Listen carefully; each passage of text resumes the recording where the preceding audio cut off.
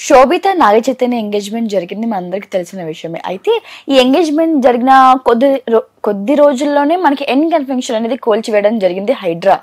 అయితే శోభిత ఎంగేజ్మెంట్ చేసుకున్న తర్వాత ఇలా జరిగింది అనేసి శోభిత జాతకం బాగాలేదు, తన వల్ల ఇలా నష్టం జరిగిందని వార్తలు వస్తున్నాయి. సో దాని గురించి మీరు ఏమంటారు? అది చాలా తప్పమ్మా. ఎందుకంటే వీళ్ళిద్దరి జీవితానికి సంబంధించినటువంటి ఇది ఏదన్నా దోషము అనేటువంటిది ఉంటే ఇప్పుడు ఏదో వీళ్ళల్లో ఉండేటువంటి చూడాలి.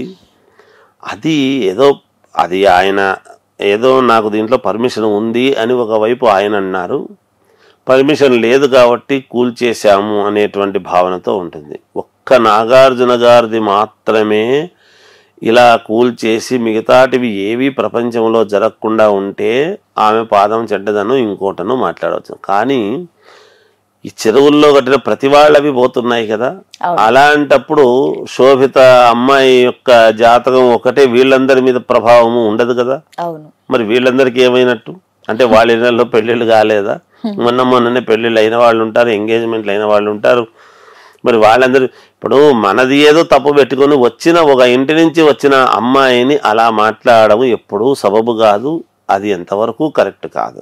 ఒకటి కనుక అసలు వాళ్ళ జాతకంలో ఎటువంటి ఇబ్బంది లేదు, బాగుంటారు గాక బాగుండని గాక. సో శోభితతో పోలిస్తే సమంత జాతకమే బాగుంది, తన వల్లే అక్కినేని ఫ్యామిలీకి మంచి కలిసి వచ్చిందని వార్తలు వినిపిస్తున్నాయి. సో దాని గురించి మీరేమంటారు? అమ్మ, ఇక్కడ ఎవరిది మంచిది ఎవరిది చెడ్డది అనేటువంటిది కాదు. అందరి జాతకాలు మంచిగానే ఉంటాయి ఎప్పుడు కూడా. అందరి జాతకాలు బాగుంటాయి, వాళ్ళ వ్యక్తిగతమైనటువంటి విషయాలు ఏవో ఉంటాయి. అవి ఏవో చిన్న ఇబ్బందులు లేకుండా ప్రపంచంలో ఎవ్వరి జాతకము ఉండదు. పెద్దవాళ్ల దగ్గర నుంచి చిన్న పనులు చేసుకునేటువంటి వాళ్ళ వరకు కూడా ఎవరికి సంబంధించిన ఇది వాళ్ళకు ఉంటుంది. దీంట్లో ఇద్దరిని పోల్చడం ఎంత మాత్రము కరెక్ట్ కాదు. కాకపోతే ఆ ఇద్దరు ఒకరినే నాగ చైతన్యను ఇది చేసుకున్నారు కాబట్టి అడుగుతుండవచ్చును. కానీ దీంట్లో ఎట్టి పరిస్థితుల్లోనూ ఎవరిది వాళ్ళదే, ఒకరిది మంచిది ఒకరిది చెడ్డది అనడానికి ఉండదమ్మా. అనివార్య కారణాల వల్ల విడిపోవడం అనేది జరుగుతుంది, అంతేగాని అది వాళ్ళ వ్యక్తిగతమైన విషయాన్ని అంతే. రైట్.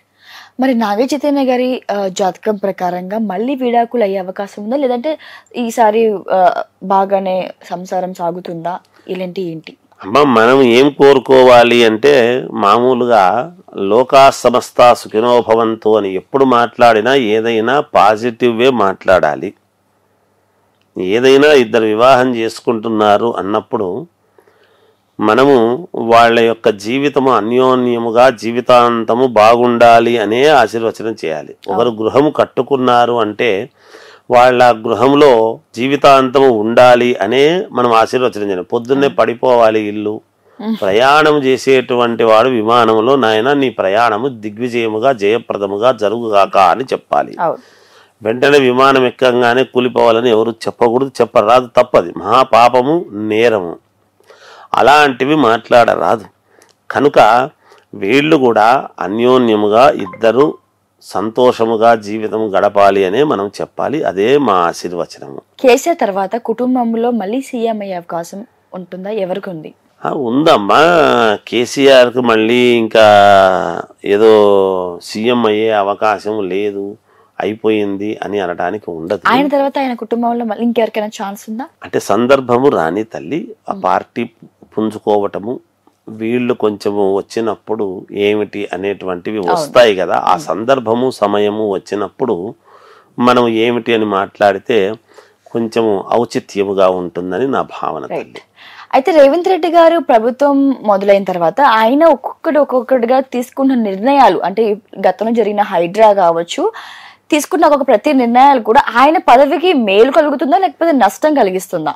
ఆయన నిర్ణయాలు ఏమి తీసుకుంటే మేలు జరుగుతుంది, ఏమి తీసుకోకుంటే మేలు జరుగుతుంది అని చెప్పడము మా ప్రాధాన్యత కాదు. కానీ రేవంత్ రెడ్డి గారి జాతకము ప్రకారముగా చాలా యోగవంతముగా ఆయన 5 సంవత్సరాల పాటు దిగ్విజయంగా పూర్తి చేస్తారని నేను గతంలో కూడా చెప్పాను, ఇప్పుడు కూడా మళ్ళీ చెప్తున్నాను.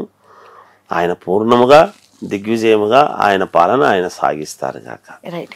బీజేపీ భవిష్యత్తులో తెలంగాణలో ఎలా ఉండబోతుంది? బాగుంటుందమ్మా, పుంజుకోబోతుంది, పుంజుకుంటుంది కూడా. రైట్. ఇప్పుడు గత 4 days నుంచి ఒక హాట్ టాపిక్ ఏంటంటే Allu Arjun versus mega family war అనేది జరుగుతుంది. అయితే ఈ విమర్శల వల్ల, ట్రోల్స్ వల్ల అల్లు అర్జున్ కి సినిమా రంగంలో కానీ, ఆ సినిమా భవిష్యత్తులో కానీ ఏమైనా ఎఫెక్ట్ అయ్యే అవకాశం కనిపిస్తుందా? అమ్మ, ఎప్పుడైనా ఒకటి చెప్తాను చూడండి, ఎవరో ఒకరు చెట్టు నాటి నీళ్లు పొయ్యందే ఆ తీగ పైకి ప్రాకదు. అవును. అయితే ఇక్కడ ఎవరు ఏమిటి అనేటువంటిది ఎవరి ఆత్మవిమర్శ వాళ్ళు చేసుకోవాలి. అవును. ఇందులో ఏదో నష్టాలు ఉంటాయి, అవి ఉంటాయి, ఇవి ఉంటాయి అనటానికి లేదు. ఇప్పుడు కోట్ల రూపాయలు ఆధిపత్యం ఉండేటువంటి వాళ్లకు 2-3 సినిమాలు ఆడినంత మాత్రాన నష్టం ఏమిటి? ఏమిటి చెప్పండి? లేదు కదా. ఏముంటుందమ్మా నష్టము? ఉండదు. ఒకవేళ 3-4 సినిమాలు ఆడకపోవచ్చు. తర్వాత సినిమా బాగుంది అంటే ప్రేక్షకుల నిర్ణయాన్ని బట్టి ఉంటాయి, ఇవి చూస్తారు. ఏది ఏమైనా హీరోలు చేసేటువంటి వాళ్ళను రోల్ మోడల్గా తీసుకుని కొంతమంది అనుసరిస్తారు అనేటువంటిది ఉన్నది. వాటిని బట్టి హీరోలు ఎటువంటి నిర్ణయాలు తీసుకోవాలి, ఏమి తీసుకుంటే మేము ప్రజానీకానికి మేలు చేయగలిగిన వాళ్ళం అవుతాము అనేటువంటి భావన వాళ్ళల్లో ఉండి వాళ్ళు యాక్షన్ చేస్తే బాగుంటుంది. మేము చెప్పగలిగేది, మేమైనా నలుగురు మమ్మల్ని మెచ్చేటువంటి విధానముగా మా వృత్తిలో మేము ఉంటే బాగుంటుంది కదా. అది ఎవరు ఒకరికి చెప్పడమే కాదు, ఎవరైనా అది నీతులు పాటిస్తేనే తెలుస్తుంది.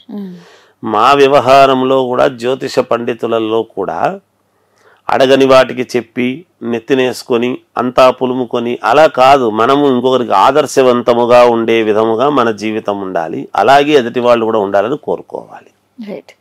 ప్రభాస్ గారికి రీసెంట్ గా కల్కి పెద్ద హిట్ ఇచ్చింది. సో మరి రాబోయే రోజుల్లో కూడా హిట్స్ ఉన్నాయా, లేకపోతే ఎలా ఉండబోతుంది ఆయన జీవితం జాతక ప్రకారంగా? చాలా బాగుందమ్మా ప్రభాస్ గారికి, ఏం పర్వాలేదు, అద్భుతంగా ఉంది, మంచి ఇదే. ఇప్పుడు ఏదో వివాహాలు ఆలస్యమైనంత మాత్రాన ఇంకా కెరీర్ లేదు, జీవితమే లేదు అని అనుకోవాల్సిన పని లేదు. ఇవాళ వివాహము కాకుండానే మోడీ గారు ప్రధానమంత్రి అయ్యారు. వివాహము అనేటువంటి దాంతో కాదు కదా. అలా కానంత మాత్రాన సినిమాలు లేవు అవి ఇవి అని ముందు ఎదటి వాళ్ళ లోపాలను గుర్తించటము కాదు, ఎదటి వాళ్ళల్లో ఉండేటువంటి ఔన్నత్యాన్ని గుర్తించి దాన్ని ముందుకు ఎలా తీసుకెళ్ళాలి అనేటువంటి భావనతో ఆలోచన చేయాలి. ప్రతి మనిషిలోనూ లోపాలు వెతుక్కుంటే ఉంటాయి. లోపాలు లేని వాళ్ళు ఎవరు ఉంటారు? ఎంతోమంది ఉంటారు. కానీ లోపాలను వెళ్ళబుచ్చడం మన అభిమతం కాదు. ఒకరినొకరు లోపాలు వెళ్ళబుచ్చుకుంటే సమాజం ముందుకు నడవదు. ఒక వ్యక్తిలో ఉండేటువంటి చిన్న ఏదో ఆలస్యమైన కారణం చేత మనము దాన్ని లోపముగా చూపించి ఆయన కెరీర్ లేదు అనడం అది ఎంత మాత్రము విశ్వసనీయమైనటువంటి మాట కాదు అని మా భావన. ఇక చివరిగా ప్రభాస్ గారి జాతకం ప్రకారంగా ఆయనకి ఇంకా ఇంత టైంలో కానీ ఎప్పుడులోగా కానీ పెళ్ళి అవ్వే అవకాశాలు కనిపిస్తున్నాయి. పెళ్లి కావటం అనేటువంటిదా? పెళ్లి కావడం అనేటువంటిది నాకు తెలిసినంత వరకు తొందరలో ఆ ముచ్చట కూడా తీరబోతుందేమో అని అనుకుంటున్నాను, నాకు తెలిసినంత వరకు. తల్లి, థ్యాంక్ యూ గురుగారు, థ్యాంక్ యూ సో మచ్. ఇప్పుడు ఆపరేషన్ లేకుండానే మోకాళ్లకు ప్లాస్మా ట్రీట్మెంట్, మీ ఆర్థోపెటిక్ సమస్యలన్నిటికీ రోబోటిక్ టెక్నాలజీ ద్వారా తక్కువ ఖర్చుతో శాశ్వత పరిష్కారం, ఫ్రీ కన్సల్టేషన్, ప్రతి ట్రీట్మెంట్ పై 20% డిస్కౌంట్. ఈ ఆఫర్ కొద్ది రోజులు మాత్రమే, త్వరపడండి. V9 hospitals 9281465842.